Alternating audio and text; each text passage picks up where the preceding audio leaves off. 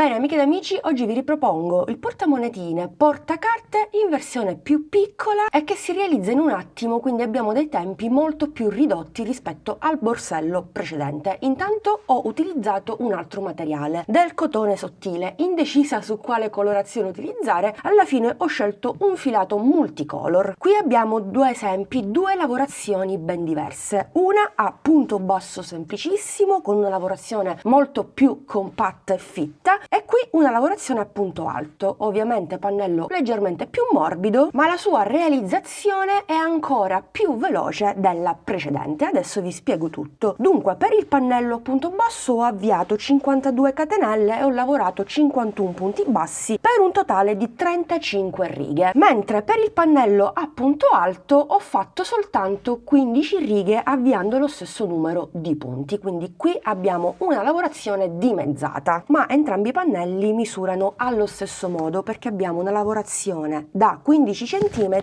per 26 cm di larghezza, stessa cosa ovviamente dall'altra parte, quindi con meno giri, con un punto di lavorazione diverso, riusciamo a realizzare più in fretta il nostro portamonete, la nostra idea regalo. Stessa cosa vale per la patella. Per realizzare la patella in entrambi i casi ho lasciato 17 punti liberi sia a destra che a sinistra e ho lavorato sulla sezione centrale, quindi mi sono riagganciata, ho lavorato 17 punti per un totale di 8 righe e poi dalla riga numero 9 alla 12ª ho fatto una diminuzione ad inizio e fine riga. Al contrario, nella lavorazione a punto alto invece ho sempre lavorato al centro nei 17 punti, ma anziché fare 8 righe ne ho fatte soltanto 4 e le ultime due con la diminuzione ad inizio e fine riga, raggiungendo anche qui più o meno le stesse dimensioni della patella. Ovviamente abbiamo un centimetro in più soltanto perché la lavorazione a punto basso risulta più fitta. Bene, intanto prima di andare a cucire sono andata a fissare un bottone a pressione sia da una parte che dall'altra parte. Come fare se anche voi andate ad utilizzare questi bottoni che sono comodi e comunque vi consiglio di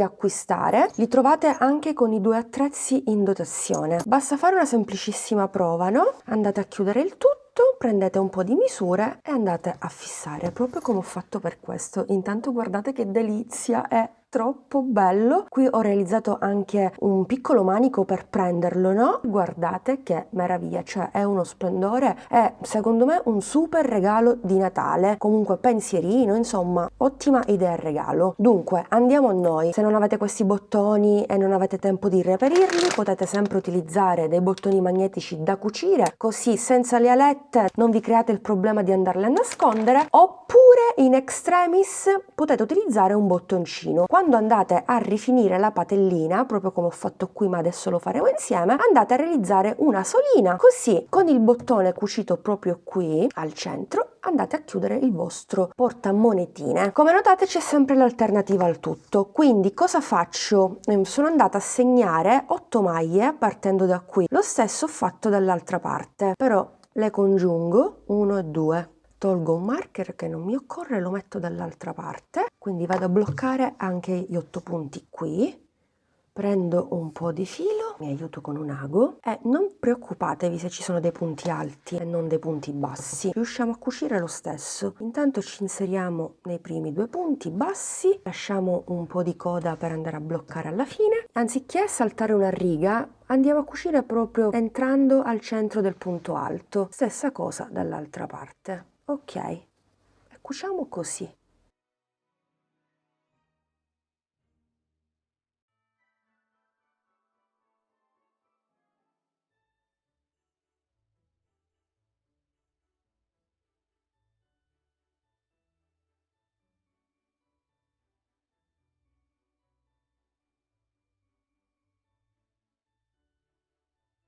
Ok, una volta terminata la cucitura ci inseriamo nei punti bassi segnati con il marker, lo togliamo.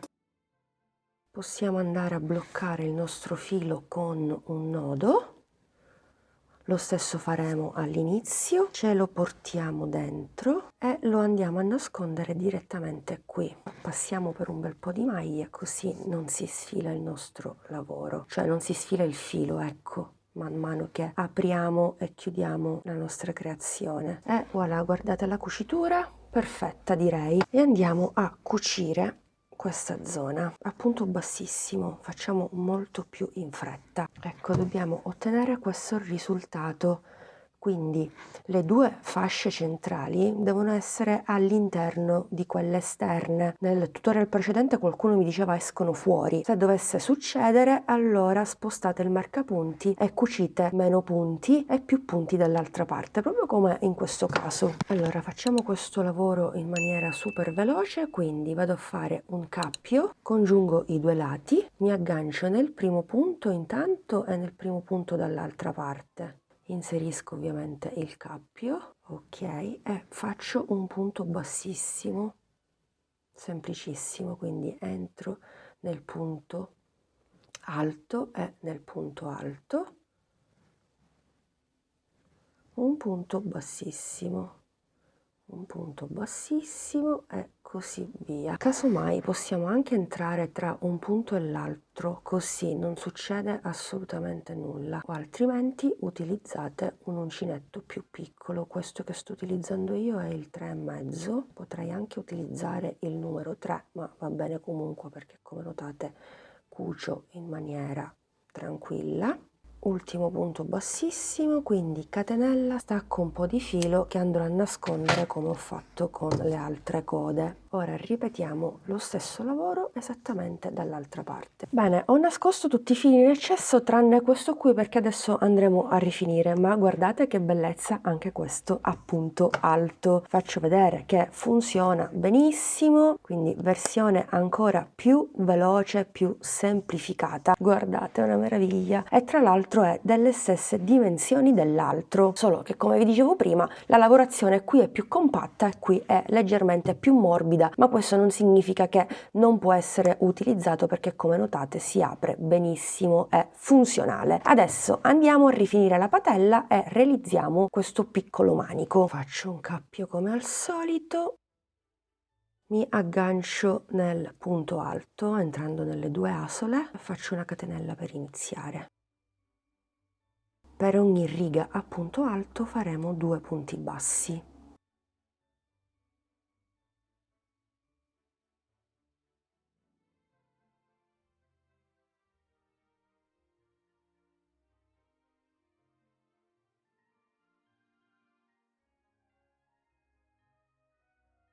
Qui ovviamente lavoro un punto basso in ciascun punto.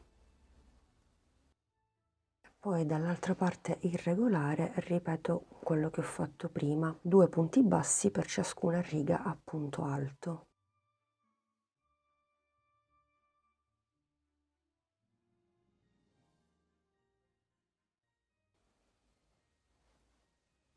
Nel frattempo mi sto anche lavorando la coda dietro, così evito di farlo con l'ago.